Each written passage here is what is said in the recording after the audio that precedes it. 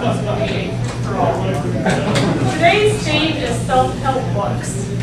And I chose this theme because at my work, we are given a lot of self-help books to help improve our leadership qualities and help our business run better. So I thought, oh my gosh, what better theme to talk about all the books I've been reading lately or not reading. I also want to hear the books that you guys have been reading. I think it could be a very fun theme and some really interesting tabletop questions. One of the books I just finished reading, actually, this one's terrific. I'm a little bit AC/DC when it comes to self-help books. Sometimes I think they're pretty funny when I look at them on how to improve all kinds of different areas of your life. And then others I feel very valuable. This is one of them, Make It Stick. This is a book that talks about ideals and how you make your ideals stick. There's 6 principles on how to get an ideal out there that people will remember. I highly recommend it if you have any type of business opportunity, or you're starting a business, or you want to get your ideal across. An excellent book to read, Made to Stick. I find it very valuable. Also, it's an easy read. I find a lot of business books put me to sleep, and I just can't get through them. This one I read and I refer to a lot. I will, throughout the meeting, kind of talk about some of the books that are my favorite ones. And let's get started with the technical table this morning. We've got 3 gentlemen at our technical table. So as an awe counter, Ernst, tell us what your job is this morning. Good morning, Madame Toastmaster, fellow members, and I don't think we have any guests today. The purpose of the awe counter is to note words and sounds such as a crutch or pregnant boss by anyone who speaks during the meeting. Words may be inappropriate interjections such as and, well, but, so, you know. Sounds may be are. I will also listen for double clutches such as I, and this means. That goes back. Thank you. Keeping on track today, our timer, Mr. Mike Hughes. Yes. Toastmasters. Timer is a very important function, keeping people on time. Assistant Toastmasters help keep on meeting on schedule. All right, speakers during the speech, time will operate a stopwatch, 3 signal devices. Within 2 minutes of remaining time, you will see green. Within 1 minute, you will see yellow. And then I will kick you off the stage with a nice and I'll let you know my report at the end. Thank you. All right. Rounding up our technical table, our premier is Alabama. Thank you, Madam Toastmaster, fellow Toastmasters, and YouTube viewers. How you doing? The fundamental role of the grammarian is to help members express themselves clearly and concisely. The grammarian has 2 basic responsibilities. First, to introduce new words to members, and second, to comment on exceptional and improper use of the English language during the course of the meeting. The word of the day today is propensity, which is the natural inclination or tendency. Example in a sentence: he had a propensity to drink too much at the football game. For those of you who do not use the word of the day, it is 25 cents. All right. Okay, I got also propensity to do football games. All right. We have 3 speeches today, from our icebreaker to an advanced manual speech. It'll be a very interesting meeting today. We're going to get started right away. We have an icebreaker. James Bishop will be giving his icebreaker. I don't think he's too foreign from getting up here and speaking to you about his sales background. So let's give a warm welcome to Mr. Bishop.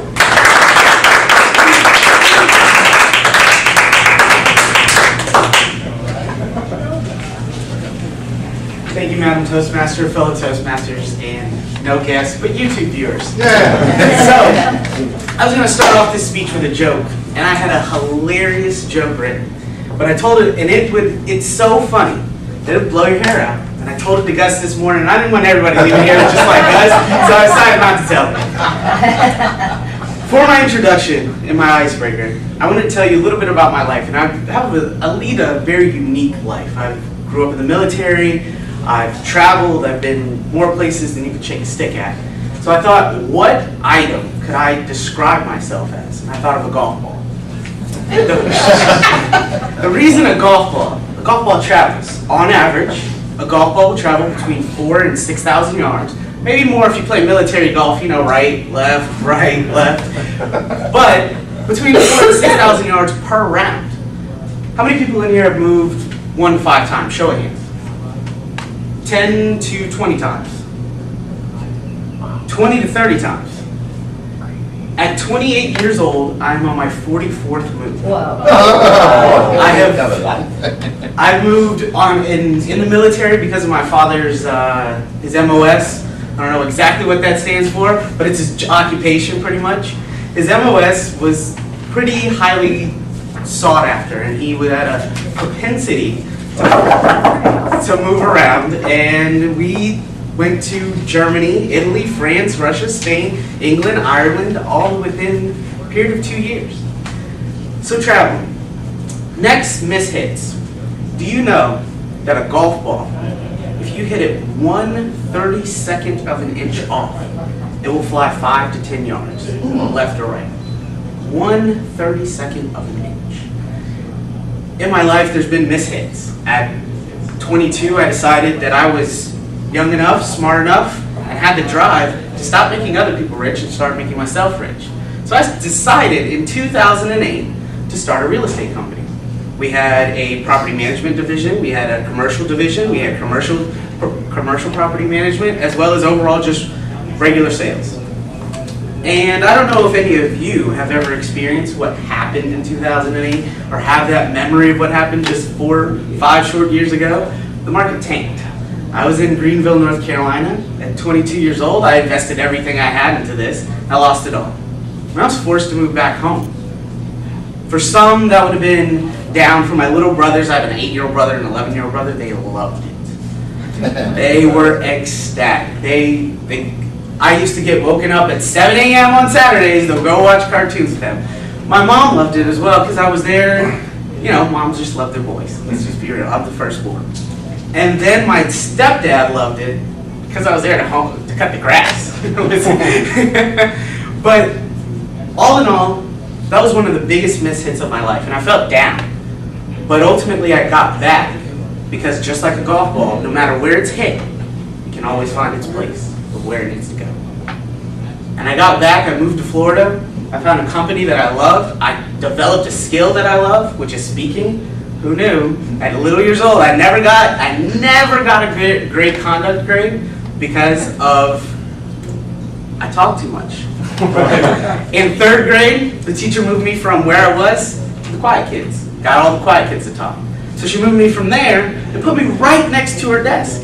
And then in the teacher-parent conference, she told my mother that she would start 5 to 10 minutes late because I was talking to her about news.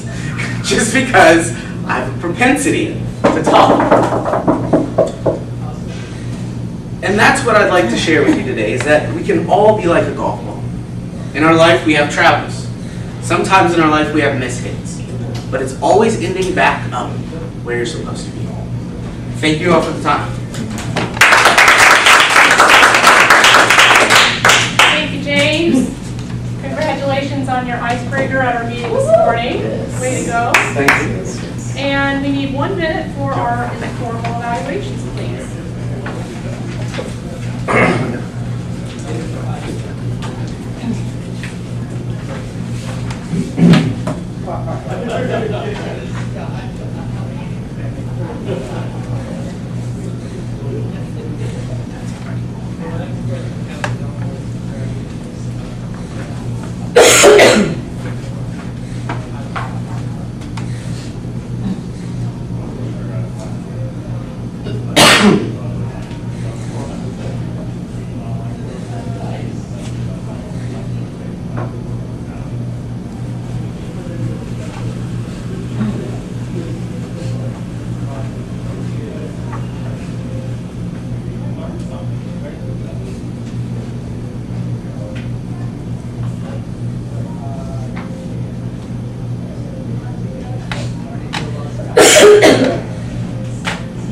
Right along, we've got our second speaker this morning, Diane.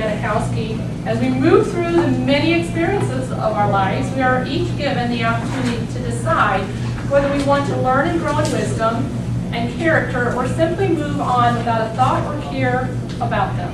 Our next guest, Diane, believes we can only move forward of a longer life path by looking for lessons in our daily lives and looking for ways to always improve and strengthen our character. Today, she will share with us a true and inspiring story of forgiveness and triumph. Please welcome Diane Menikowski as she shares with us the blessing of the Magnolia tree. Welcome, Diane.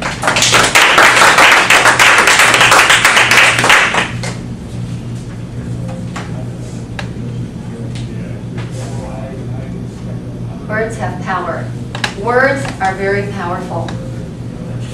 All of you here today are here because you know the power of words. You want to learn how to use them appropriately so that you can express yourselves, you can inform, you can persuade, you can be suggestive and influence people, and you can improve yourself. Master Toastmaster, fellow Toastmasters, we all have to be careful of the power that we wield when we use our words. Words can be poetry. We can have words that tell our innermost secrets, our deepest feelings. We can endear ourselves with people. We can laugh with people.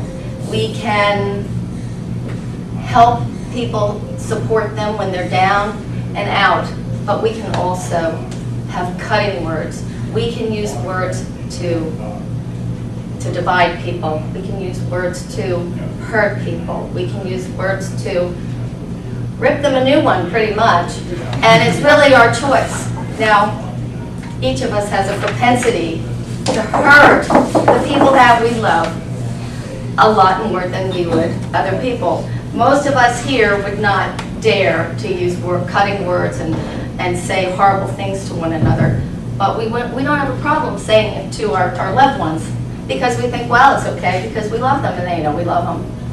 But have you ever heard somebody say, you're fat, you're ugly, you're so stupid. The neighbors all tell me that they can't stand this about you and they can't stand that about you. You're lazy, you're fat, whatever. Maybe you tell your child, or you hear somebody, not you of course would never do that, but perhaps you hear somebody tell their child, you're such a disappointment to me. Well, those words are powerful. They can influence somebody and change their entire life. They are unable to be taken back from the person that you're talking to. You cannot ever take the words back. Everything you say can change their life. It can change their destiny. Sometimes a father just says something about some girl's fat legs and for the rest of her life she's got an eating disorder. A child that you tell is a disappointment, well, maybe he doesn't have the confidence to ever do anything. It's just one time. It's all it takes. And you can destroy somebody.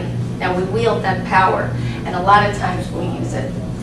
Now, we're going to flash back to my lesson in learning not to do that.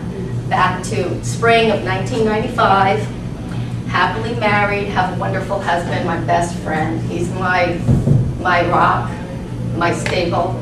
Had a great family and had a wonderful house. We had a 2-story Victorian house, and we just had moved to Florida a few years ago, a few years before.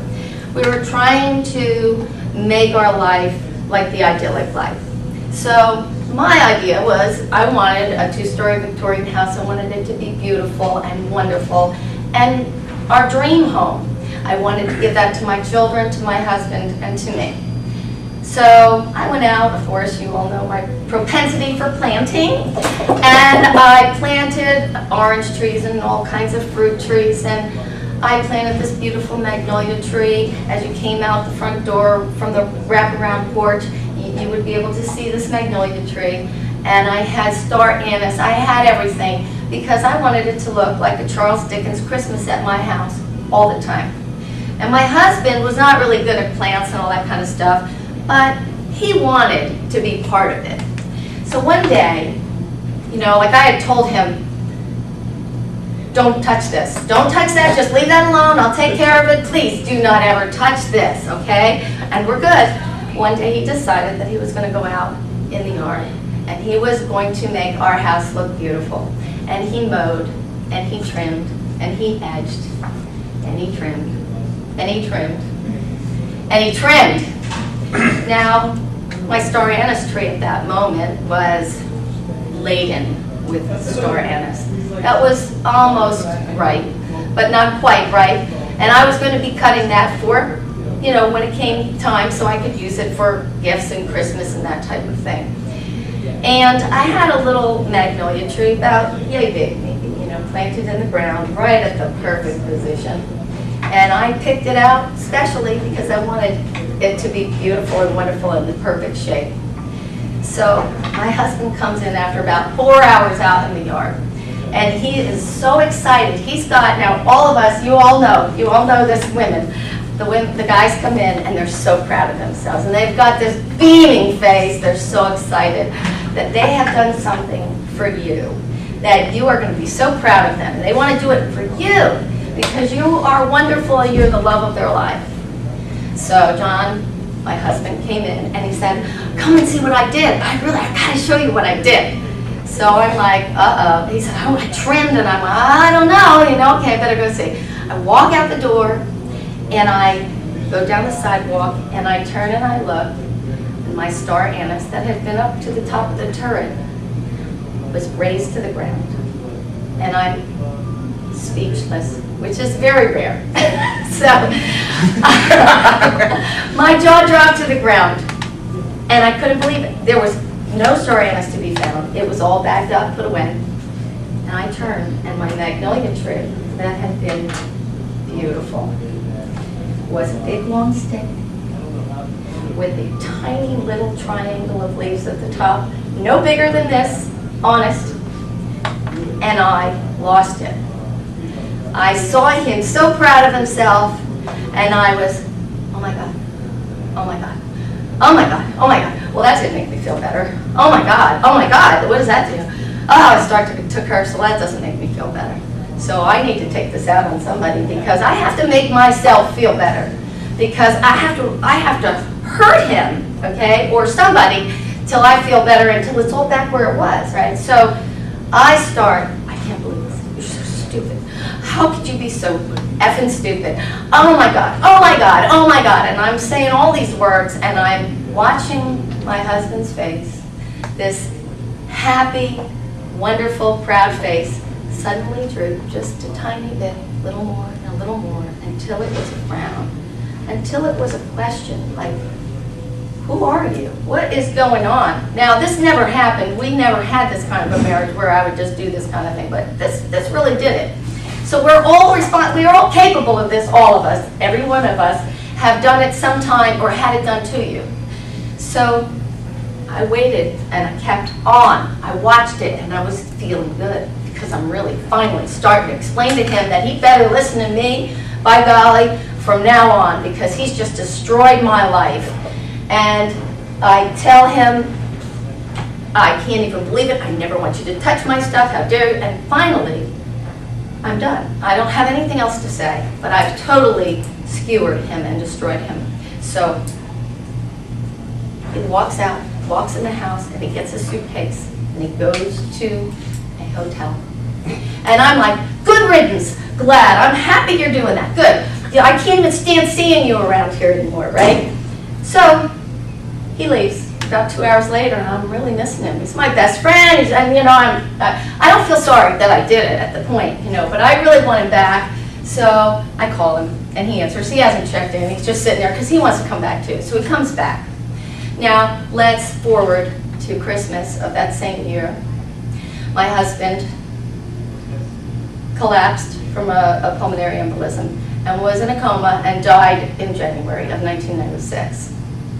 And then, of course, you have the regret. You regret everything you said. Anytime you have somebody, and you can lose them at any time, you regret things that you have said, and you can't take it back. And you know, you just keep blaming yourself and feel terrible, and why did I ever do that one thing in my life? Finally, about spring, maybe March of 1996, April. I walked out my door one day and I looked at my magnolia tree, and it was the most beautiful shape.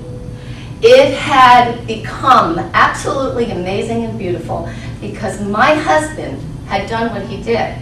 And it was a sign to me, it was a blessing to me.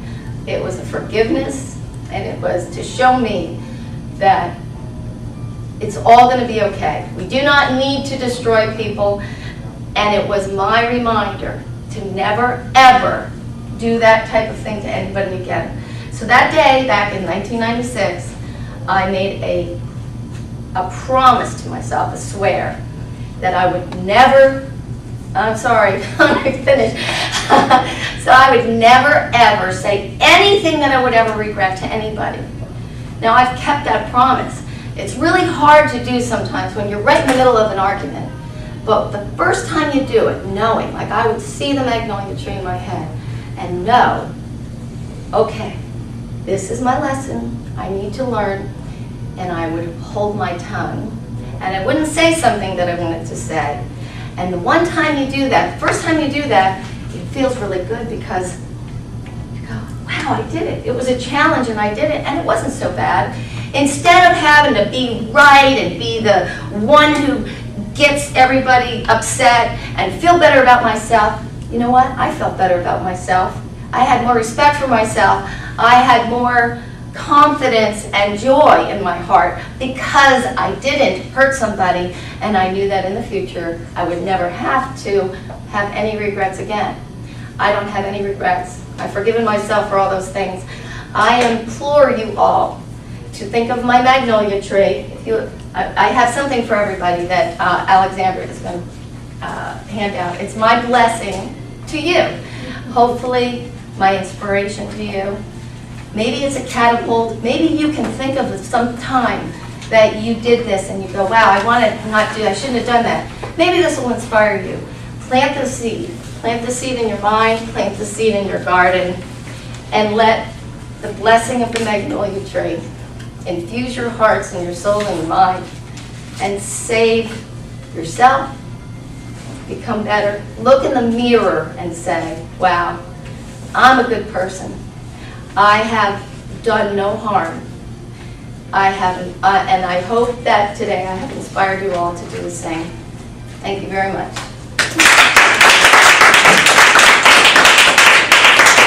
That was amazing, Diane. Thank you.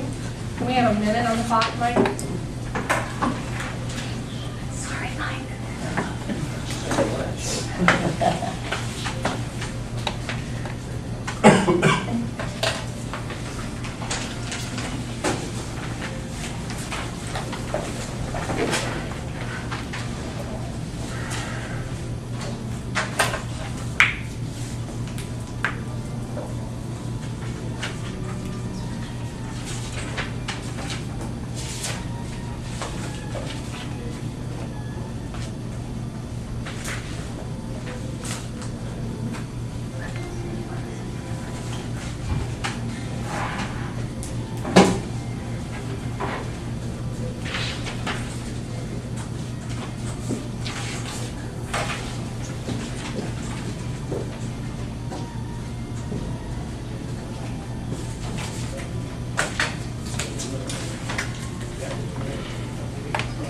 I have a perfect book to share with you coming off of Diane's wonderful speech.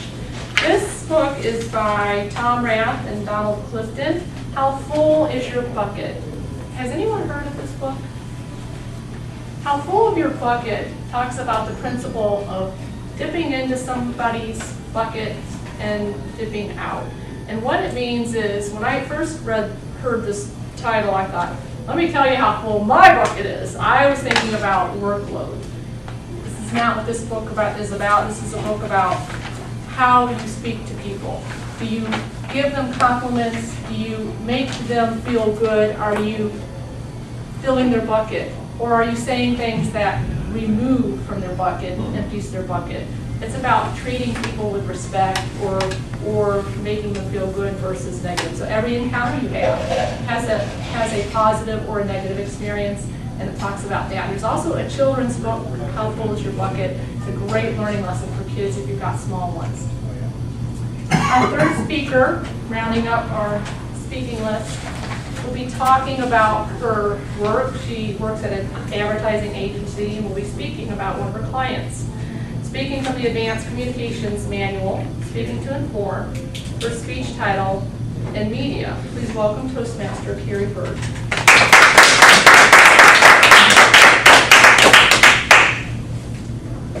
Fellow Toastmasters, Master Toastmasters, fellow Toastmasters. Today I'm going to talk about NMEDA. NMEDA is one of my clients, but first I want to ask you a question. How many of you know somebody that has a disability? It is the largest minority in the United States as people with disabilities. It's 19% of the population, and of that, half of them have severe mobility issues. My client, NMEDA, which is the National Mobility Equipment Dealers Association, works with these people. Their association includes the manufacturers, so Chrysler, Chevy, Toyota, Honda. So it includes the manufacturers, the suppliers who make parts, the parts to go on the cars, as well as the dealers themselves who supply so it's the vehicles for people with disabilities. And what we do with them, we've been working with them now for about 4 years. 3 years ago, they came to us and said, how can we get this out even more? The main thing with them is they want somebody to go to somebody reputable to make sure that any of their vehicles, the parts are assembled correctly, and things like that. They don't want you to just go down the street and have somebody, fix a ramp onto a van. That just doesn't work. So we created a month called the National Mobility Awareness Month. And what that is, it's actually May. It was read into the congressional record. May is National Mobility Awareness Month, and what we've done is we have set up a website where you can go and enter. You can, with a pic photo and 400 words to tell your story. Or you can use about a minute and 30-second video. What you need to do then is get as many people as you can to vote for you. The whole goal is we have worked with the manufacturers. We give away 3 vehicles. The last 2 years we've given away 3 vehicles. This year we're giving away 4.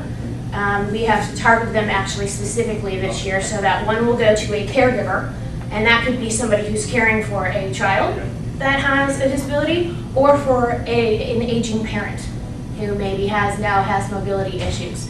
The second one goes to it's more of a general population as far as anybody who may need one, which includes who's working daily and out about in the public, and somebody who's between like 20 and 60. That's not necessarily a senior, because we are giving one specifically away to somebody that is considered a senior. The main reason that we do this, we try to get it out. We want people to know that there's things available, places to go to find out information. The site has tons of information on it about what you can do. And this includes anything from you being in a wheelchair to just needing hand controls to drive. So far we've given away 6 vehicles the last 2 years. This year we have 4 vehicles to give away. The best part about this program, not only were we able to do this year so far, the program's not over because we give away the vehicles in May, and it's going on right now. We have been able to give away 5 vehicles that we didn't give away. Because of this program, people in the community have stepped up and given away vehicles to people that have gotten the word out that they needed some help. But it's just such a great thing. Once they get the votes, the top 10% of the vote getters will then go to the semifinal round, to which their stories are all then read by a committee, and the top ones are then picked. But what we've done with this is we've put some of the onus back on the people to let people know, to help them out. Last year we had 1,225 entries. This year we're already more than that. We get over 2 million votes, and last year we got 1.2 billion impressions which are impressions are eyes that have seen either a story about it, an advertisement about it, or been to the website themselves. So, and we did all of that on a budget of less than $100,000. But it's just something so that I wanted to let you know, so that it's something that you can be aware of, that if you know somebody that maybe needs help or needs a vehicle or anything like that. I know I've got a neighbor down the street. He now has a new vehicle. I didn't necessarily talk to him about it, but somebody did. And our winners are people that are very inspiring. The stories that win are not the woe is me stories. They're not the story. They're really not. They're not the stories of, oh, I can't get out of my house. There are stories of people that are doing that despite the obstacles. There was one woman, she is not somebody that won, but her story within her story, she is in a wheelchair, but yet goes around and picks up all the elderly people in her community to take them to church. So the one family that won, cutest family in the world, the Daverts. They live up in Saginaw, Michigan. Missy Davert is about this tall. And with her condition, she can somewhat walk, but generally is in a wheelchair. Her husband has cerebral palsy, and her two kids have her disease. She has twins, so they were 16, so they actually have 3 people that need to be in a wheelchair. And because of that, they couldn't go anywhere in the same vehicle. They now can. And their vehicle that they won, with all of the options on it, is $80,000. That's the biggest problem. The vehicles, once they're converted, are typically in somewhere between $50,000 to $80,000. And that is why there's such a big issue. And it's something that I think everybody needs to be aware of. I think it's something that if you're not having to deal with it, you just don't really think about it. And I just wanted to share with you so that it's something you can think about and let people know if you come across somebody that does need help or maybe has some mobility issues. Thank you, Kerri. All right, can we have a minute on the clock for Kerri's evaluations?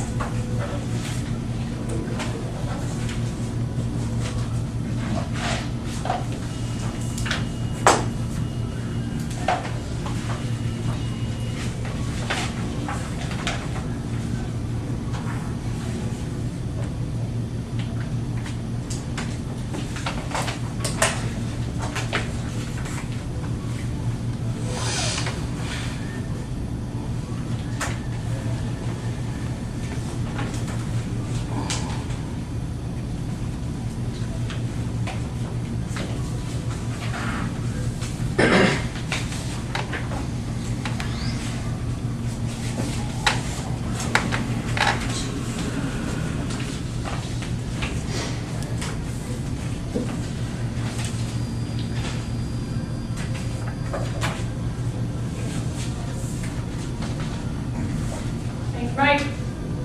The last book I want to mention is Making Presentations. This is a little book that I had by DK I've had for years. And it talks about how to give good presentations, what your body should look like, how you should use vocal variety, using visual aids in this little book. I set this book aside and it's all about Toastmasters. The biggest lift you can get when it comes to public speaking is by practice, and where else can you get practice any better than through Toastmasters? So my self-help is this club right here, and everybody in this room that gives me feedback on how I do, and stories like Diane shared today, and James, amazing stories that I absolutely love hearing. We are going to move in now to table topics portion of our meeting. We get to hear about kind of your self-help books. Please welcome to the lectern, Miss Alexandra. Thank you, Madam Toastmaster, fellow Toastmasters. The purpose of the table topic role is to give all members not already scheduled on the program a chance to speak. We have propensity to put people on the spot. Yes, we do. Now, I'm going to break the news. We have in this room an author. I don't know if you know that. Somebody in this room wrote a book. Oh, yeah. And this person that I'm going to introduce is on a promoting tour. Steven, could you please explain to the members why we should all rush out and buy I Marry a Billionaire book?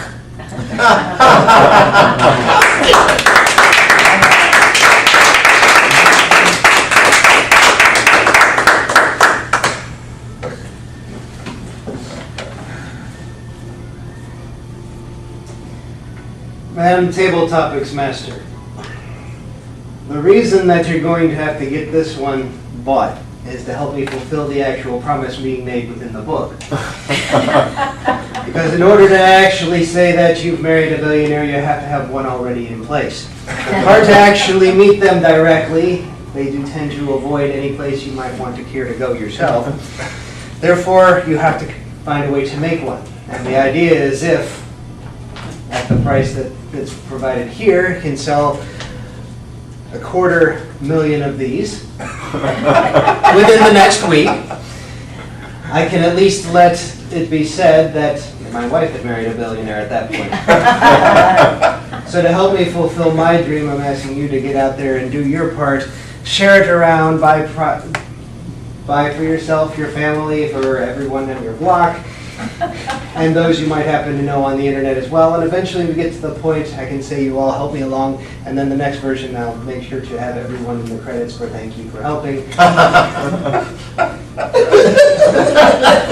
And you can say you helped make someone's dream come true. Thank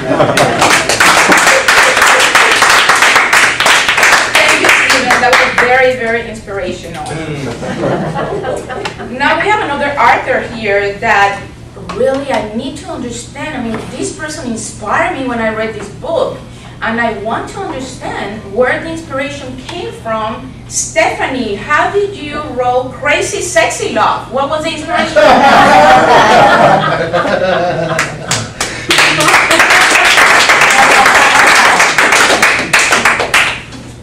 Well, obviously, that's not me. Let me give you the approved morning version. You know, there were dangers of drugs being done. When it first came out, the drug craze, 60s, early 70s, and you never knew what was going to happen. Well, this is what happened. Doing these drugs, I'm now getting revelation that inspires me to write books like this. It stayed banked down some kind of way, and something triggered it. I'm not sure exactly what the trigger was, but now I have the propensity to write these wild, imaginative, hot, steamy, lovely stories. This is the morning approved version. Stand by for the unabridged, unapproved, coming out soon version. Madam Toastmaster. Stephanie, great lesson. How are we doing? One more? Awesome. Well, this book blew my mind out, I have to say. Even the title, Kerri, Suffocation. This is awesome. Can you please, how did you came with this title?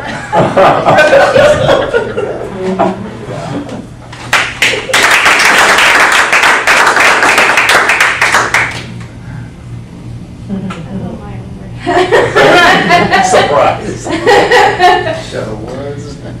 Suffocation. This book is surprisingly too. It's about food, and it's about stuffing things inside your food and different things like what you can put in hamburgers in the middle, and or what you can put in ravioli and different things like that. And that's what it's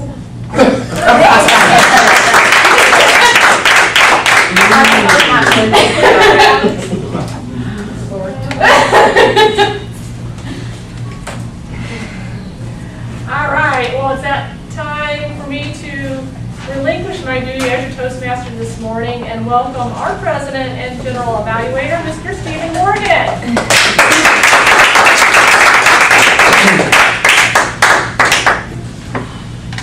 Thank you, Julia. Now we get to move into the evaluation section of the meeting and get the feedback we all are eager to get to learn and grow. Beginning with the evaluations of our prepared speeches, evaluating the speech by James Bishop, please welcome Jorge F.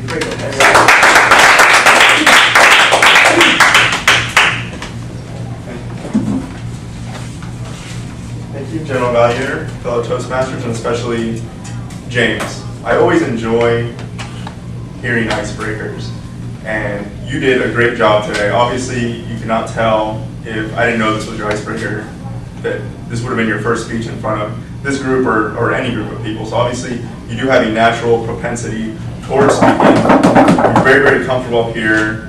You have very, very good volume, good cadence, good tone to your voice. It got a little bit fast at times, but for a speech like this, you had so much enthusiasm, and everyone was drawn so much in. You had a great smile, so everyone was very engaged in the speech, and you had a very engaging presence that at times you were a little fast, but that's all right because it was an enthusiastic speech. For more serious speeches, you can just slow it down a little bit, but for this kind of speech, it was a perfect cadence, volume, tone, etc.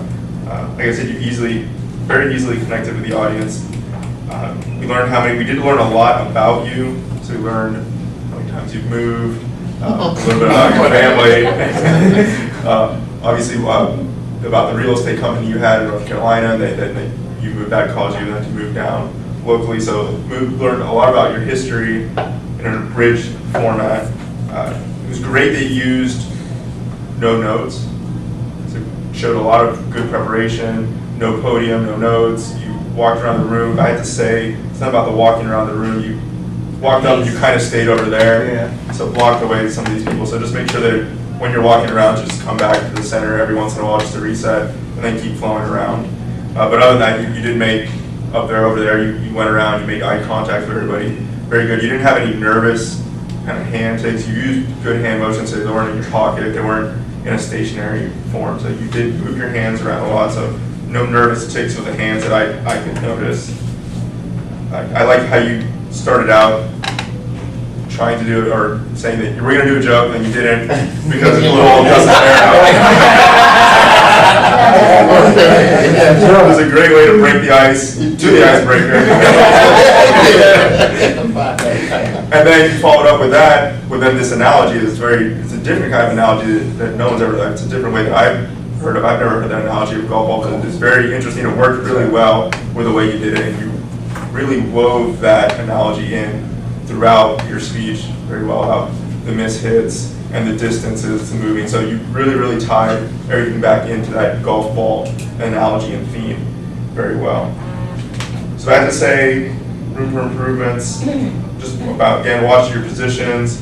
If it's a more serious speech, just watch your tone. And then, of course, because we were so engaged, I always wanted to know more, so maybe we could have known a little bit more detail about the actual list of places you've moved to, or how maybe your current career now ties into what you did back in 2008, or if there's any connection at all. Maybe just something, just a couple more details like that would have been nice to know. But other than that, it was a fantastic speech, and I'm looking forward to hearing more from you. Thank you.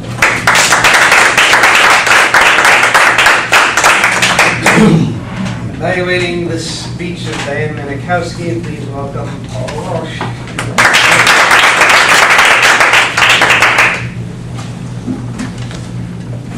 Words have power. That was your intro. Thank you, Master Evaluator and fellow Toastmasters. Wow, that was an awesome speech. And I mean, actually, we're supposed to come up with a negative, and I really don't want to, because it was just so amazing, especially seeing some of your earlier speeches. This time you were so confident, so passionate, so much enthusiasm. Your intro, like I said, words have power. You just started off, and then you came back, you kind of told us what got us engaged, and then came back and introduced yourself.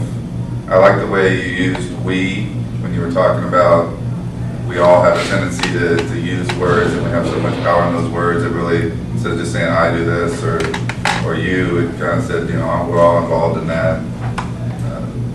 Like you used a little slang, but it was a quote, rip them a new one. That little humor in there. even when you were given negative words, you had great examples and the enthusiasm behind them. Just it almost seemed like a different speaker than some of the earlier speeches where you would get flustered by the times earlier on. This time you weren't having any of it. So it's just so much improvement in such a short amount of time. I liked your hand gestures. There was no really nervous hand gestures that I noticed. Obviously, you have a propensity to talk for quite a while, so. All of us have talent. But I'm actually, I said in your comments here that I wouldn't suggest, some would have said, a lot of times we should time it and then come in and match the time, but I wouldn't have changed your speech at all, so I would have said, ask for more time there. If you would have known it was going to take longer, you can ask for more time. And the only other thing, your glasses ended up kind of distracting you, so if you would have just left them, if you didn't have any plan for them, that might have been something you could improve. But overall, I love the speech, and there's a quote that I was reminded of. I tried to look up who said it, but I couldn't find it. It says, you can always say something tomorrow, but you can never take back what you say today. And I just, I won't ever forget that Magnolia tree, so I really enjoyed it and appreciate you sharing it with us today. Thank you.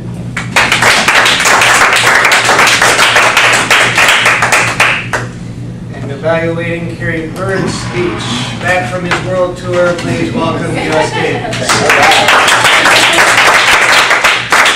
Thank you. So Master Evaluator, fellow Toastmasters, and whoever's watching YouTube, and Kerri. Her speech was to inform us, and she chose to inform us about a client. Kerri did an excellent job to bring to our attention about something most of us know a little about, but today I think I knew more about it as it relates to mobility. I think that helps us. You started off with a question. I think the question got our attention, how many of us know people with disability? And I don't know what was the take of the group, but the question really engaged us right from the beginning. One of the questions we had there was the speech directed to the interest and background of the audience. Immediately you gave the question, it showed that everyone is interested in this, and we see these people all around us. So you did a great job getting our attention and giving us an awareness. What methods did the speaker use to support her major points? How effective were those methods? She gave us some facts. The statistics were very clear, the percentage of people. She gave us stories. She told stories about the individuals, and she would give names and even description of people's height.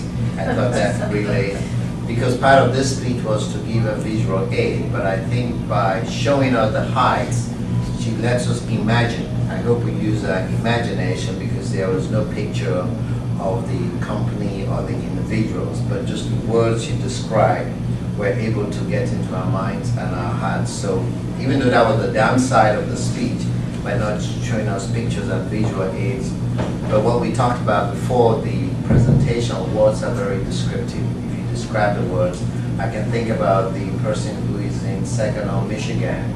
You know that your company was able to serve, and that gave me a good picture of all these auto companies trying to serve the people. How knowledgeable did the speaker appear to be about the subject? You were very knowledgeable about this. I sat down there and started thinking about all the people who come to our church and the community who are disabled and need help. Now I know where I can get some resource from, because you gave us those facts and figures and the relationship you have, and you're a hands-on person because you know what you were doing there. Did the speech appear to be well researched? I think I've overstated that. So you did a great job in presenting the speech, even though you did not have the visual aids, but you put pictures in our mind that would cause us to start to think about it. And an action we can take from this is to start to look at who are the people who are not mobile in our communities and the relationship. You help us to do that. So thank you very much. And I always have the propensity to keep the time.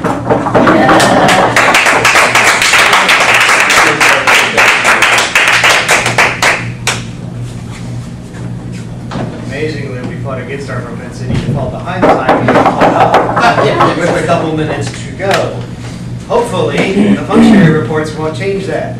Beginning first with our timers report, how did we do this morning?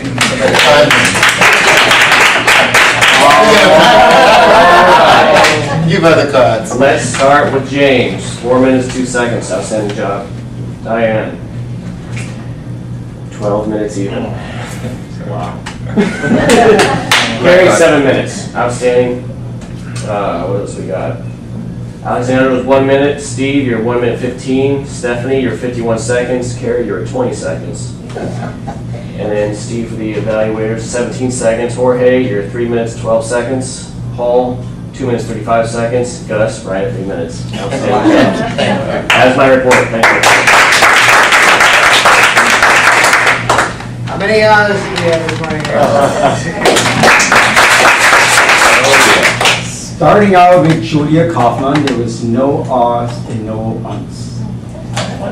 James Bishop, a great speech, icebreaker. We had 2 Ums, 1 you know, and 2 buts. Diane, you did a great speech, but you have a propensity to say and, so I stopped at 15. Why? There was 1 but, 2 so's, and 2 you knows, and 2 ums. Kerri Bird, a great speech as well, and you also have a propensity to use a lot of ahs, and I stopped at 13. 1 3 you know, 2 so's, 1 but, and 7 ands.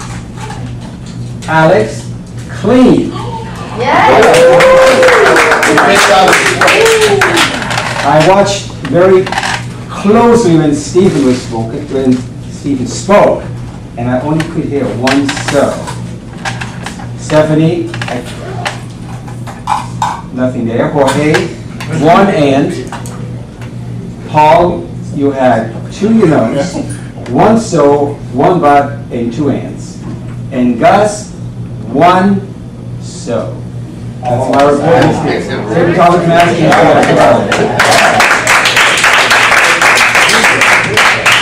Mr. Marion's raring to go. How do we do, Jeff? Yeah. There was a propensity to use the word "dated" more than once. Those that use the word of the day: Julia, Alexandra, Stephen, James, Diane, Jorge, Paul, Gus, Ernst, and myself. Exceptional use of the language, even though it's not a word, but it might be a word. Suffocation. Good one. You can put it on a t-shirt. James, good analogies with the golf ball and the miss hit. I like that. Rip you a new one. I like to plant the seed at the end. That was great. Jorge, break the ice to do the icebreaker. That was good. And Paul, you can always say something tomorrow. You know, that quote was good. Thank you.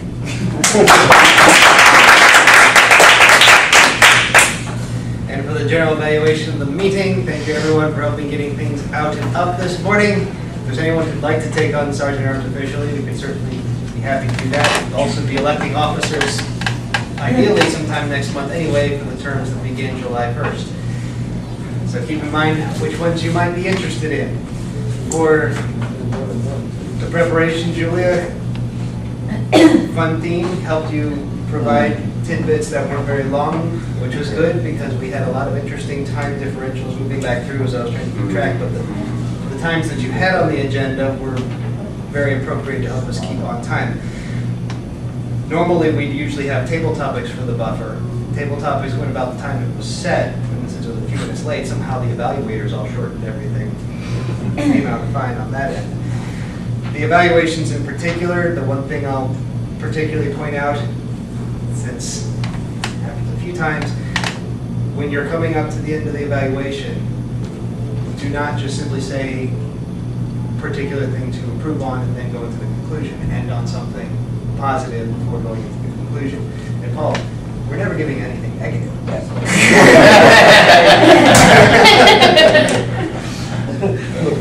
Just making observations. Improvement. Something to try. Suggestions for that. And then need to get a few more informal evaluation forms, which I guess was my responsibility anyway at the moment. I have some for you. Moving into presidential duties at this point, we had one to celebrate the most important speech you'll ever give. Will be your icebreaker. James, if you would please.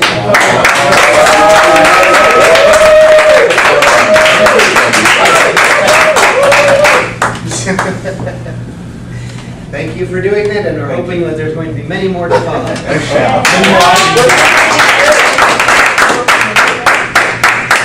Which, by the way, you're scheduled on next week to speak on that.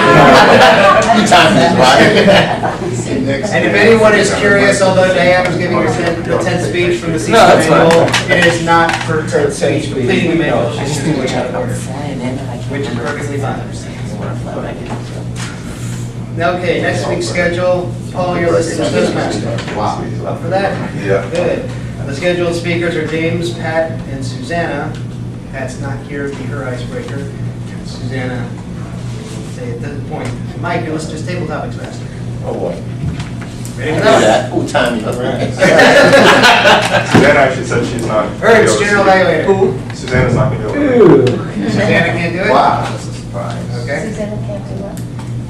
You up for about General Evaluator, Ernst? I'm not so sure. If I can pass it on, I would gladly do so. The listed evaluators are Stephanie, Joe, and Bud. I'm not going to assume Joe will not. Stephanie, you're okay with that evaluator?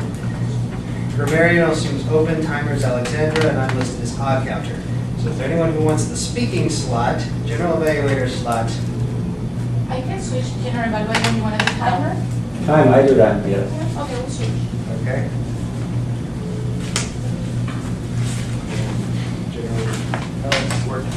I saw it over here. So it's I was just going to do general evaluation. Yeah, Jim's Jim's speaking again? Yes, I should be able to. I just need to check my flight and see when I get back. You get back on Monday. I either get back on Monday or I get back Tuesday at like a red eye. Either way, I'll be ready. Right there. So we'll see you right here from the airport, okay? Yeah, right there. Is there anyone willing to step up to the grammarian or the other evaluator slot? Whatever, what am I, the evaluator, just a regular evaluator? I'll do that. Okay. I'll double up if necessary. You want to be grammarian? Okay. Go ahead, if Susanna wants to flip icons, if that's possible. Okay. Gus wants to speak in slide. Yeah, if she can do, Yeah. And switch for the next week? yes, I'll say, so put me down for that. Oh, you have your whole lineup. Who was, yeah, that's great. Who was odd counter? Me. We have no guests to ask opinions from. Any other announcements or business at this time? Okay, look at the clock. It's 8:30 and we are Right. done. Wow. Yes. I did it because I was waiting for this round.